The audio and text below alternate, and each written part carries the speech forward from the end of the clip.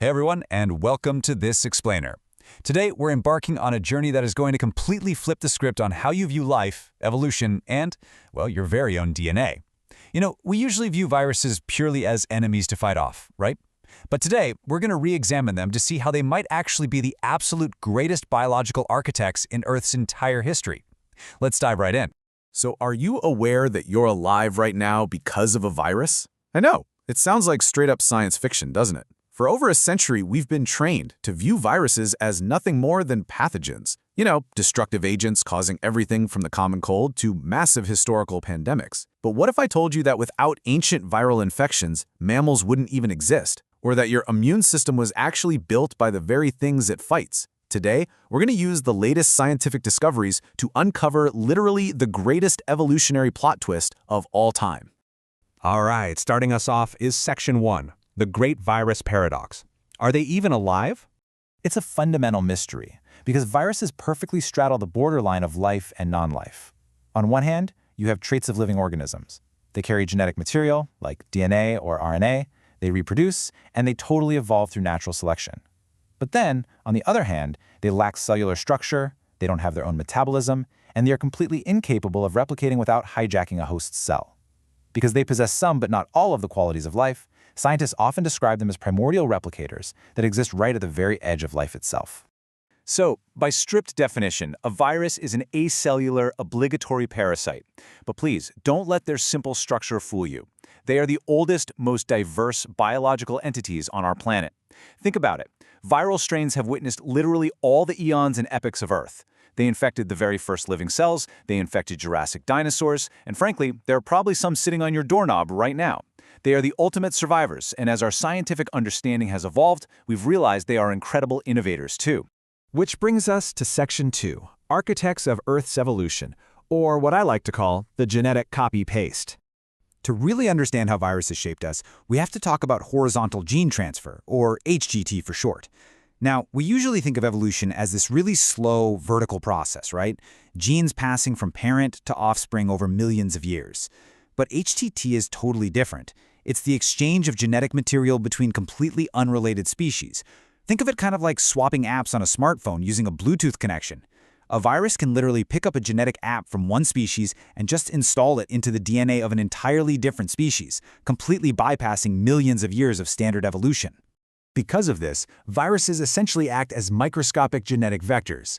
Instead of waiting around for a random mutation to prove useful, an organism might just be gifted a highly evolved, totally novel gene by a passing virus. A really great example of this involves bacteriophages, which are basically viruses that specifically infect bacteria.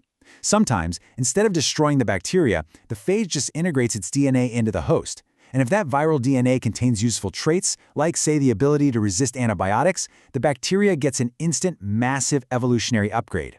This mechanism drives sudden evolutionary leaps, completely shaking up the long periods of slow, earthbound Darwinian evolution. Now for my favorite part, Section 3, How Viruses Created Mammals. This is the ultimate upgrade. Okay, picture this. Around 150 million years ago, our mammalian ancestors were egg-laying animals. Then, an ancient retrovirus infected one of these ancestors. Now, retroviruses work by inserting their viral RNA directly into the host's DNA. But this time, it acted as a sort of Trojan horse that accidentally delivered a genetic miracle. The retrovirus brought along its envelope gene, the envy gene, which it originally used to fuse with host cell membranes. Over an incredibly long time, the host animal actually domesticated this viral gene. Today, we call this gene synction, and it literally drives the fusion of cells to create the mammalian placenta. This absolutely mind-blowing breakthrough birthed the entire modern field of paleovirology. Researchers discovered that syncytians are quite literally repurposed viral parts. The viral envelope protein that used to cause a cellular infection was exapted, which just means it was repurposed by our ancestral mothers to create a syncytial cell layer, the fetal-maternal interface. This crucial layer protects the developing embryo from being attacked by the mother's immune system. So to put it plainly, without this ancient accidental retroviral infection, live placental birth simply wouldn't be possible. Without that virus, you and I wouldn't exist. Moving on to Section 4, Shaping Our Immune Systems, in what is basically the evolutionary arms race. What we're looking at here is a millions of years old evolutionary arms race. It is the original biological Cold War. On the viral side, you have incredibly high mutation rates and genetic reassortment constantly working to evade detection. So in response, hosts had to evolve some really serious countermeasures. The very existence of our complex adaptive immune system, like our T cells and our highly specific antibodies, is a direct result of the relentless evolutionary pressures exerted by viruses. They continually pushed our biology to become more and more complex, just so we could survive. And the scars of that ancient arms race are quite literally written into our biology. According to modern genome sequencing studies, get this, nearly 50% of the human genome is actually comprised of ancient viral sequences and mobile genetic elements that endogenized over millions of years. Endogenized just means they permanently wrote themselves right into our DNA. We are, quite literally, a living, walking archive of ancient viral code. It's some of those past battles are actually still protecting us today. Take the CCR5 delta 32 mutation, for example.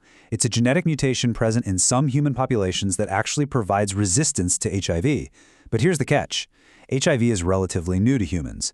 So why do we have it? Well, researchers believe this specific mutation was heavily selected for during past historical pandemics, things like smallpox. The survivors of those ancient viral culls passed down this mutation, and today, that ancient evolutionary leftover acts as a biological shield against modern viruses. It's just wild to think about. That brings us to our final stop, Section 5, Origins and Unanswered Questions. Where did they even come from?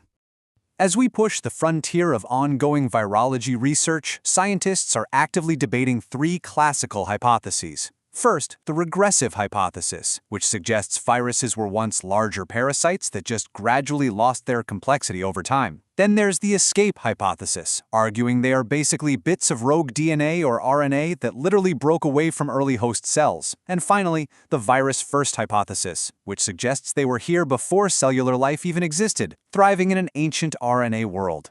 But here's the problem. Because viruses don't leave traditional fossils, none of these perfectly explain all their complex structures. So, some researchers are looking even further out.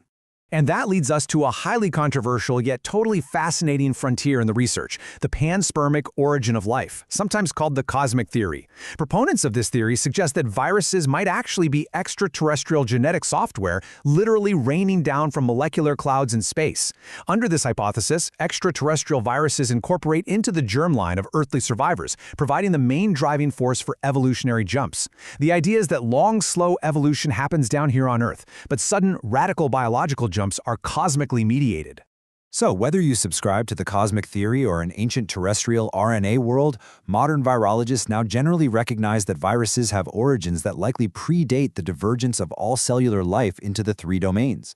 They are, for sure, the absolute oldest biological entities we know of. I mean, they built the mammalian placenta, they shaped our complex immunity, and they make up half of our very genetic code. Which leaves us with this final, provocative thought.